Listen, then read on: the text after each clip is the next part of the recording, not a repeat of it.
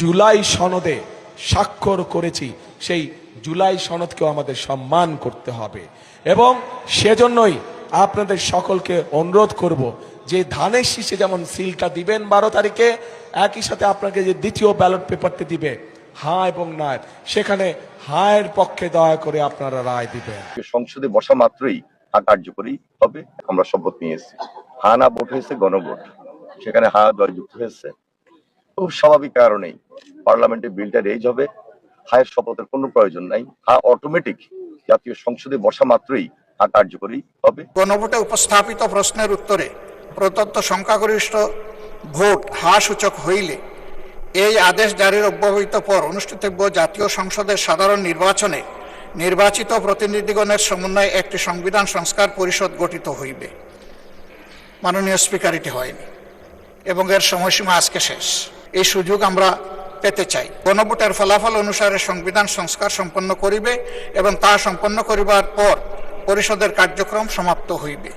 শুরুই হোক আগে, তারপরে সমাপ্ত।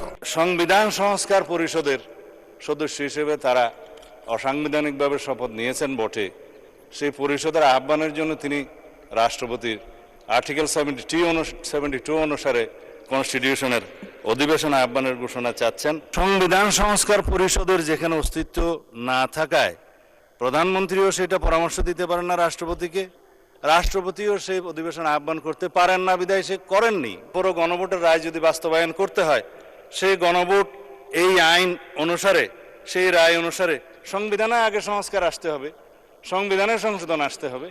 সংবিধানে যদি সেটা আমরা গ্রহণ করি, তারপরে সেই গণভোটের রায় বাস্তবায়নের জন্য তখন সংবিধান যদি এটা কন্টেইন করে, ধারণ করার পরে তখন যদি পরিষদের সদস্য হিসেবে শপথ নিতে হয়, সেটা তখনকার ব্যাপার হবে। সেটা আমরা let us have debate on it. তবে এখন এই সংবিধান সংশোধনের জন্য আমরা এই সেশনে বিল আনতে পারবো কিনা সেটা যথেষ্ট সন্দেহ আছে। যারা এই মুহূর্তে একটা ম্যাজিক বই পেয়েছে, ম্যাজিক বইটার নাম হচ্ছে সংবিধান, সেই ম্যাজিক বই অনুযায়ী তাদের যখন প্রয়োজন হয় তারা বলে এই সংবিধানের বাইরে যাওয়া যাবে না, আর যখন প্রয়োজন হয় না তখন তারা নিজেরাই এই সংবিধানটাকে মানতে চায় না। আমি খুব দুর্ভাগ্যজনকভাবে দুঃখের সাথে লক্ষ্য করি যে পবিত্র জাতীয় সংসদে সংবিধান অনুযায়ী রাষ্ট্রপতিকে মানতে হবে। আমি ম্যানেজ ভোটের প্রধানমন্ত্রী জনাব তারেক রহমানকে অনুরোধ করব, তাহলে সংবিধান অনুযায়ী ফ্যাসিস্ট গণহত্যাকারী শেখ হাসিনাকে আপনি প্রধানমন্ত্রী হিসাবে মেনে নেন, তাহলে সংবিধানের পূর্ণ রূপটা আমরা দেখতে পাব। ওই একইভাবে জনাব তারেক রহমান যেখানে বসেন সরকারি কার্যালয়গুলোর পিছনে, সংবিধান অনুযায়ী শেখ মুজিবুর রহমানের ছবি রাখা এখনো বাধ্যতামূলক, আপনারা সেটা করবেন না। অর্থাৎ যেটা বলতে চাইছি সেটা হচ্ছে সংবিধান নামক ম্যাজিক বই প্রয়োজনে ব্যবহার করব, প্রয়োজন ছাড়া করব না। এরকম একটি মিথ্যাচার এবং মিথ্যার আশ্রয় নিয়ে যদি বিএনপি মনে করে যে জুলাইকে ধারণ না করে সামনের দিকে এগিয়ে যাবে, তাহলে সেই বাংলাদেশ, নতুন বাংলাদেশের যে জনপদ, যেই জনগণ, তারা প্রতিবাদ করবে এবং প্রতিরোধ করবে ইনশাল্লাহ।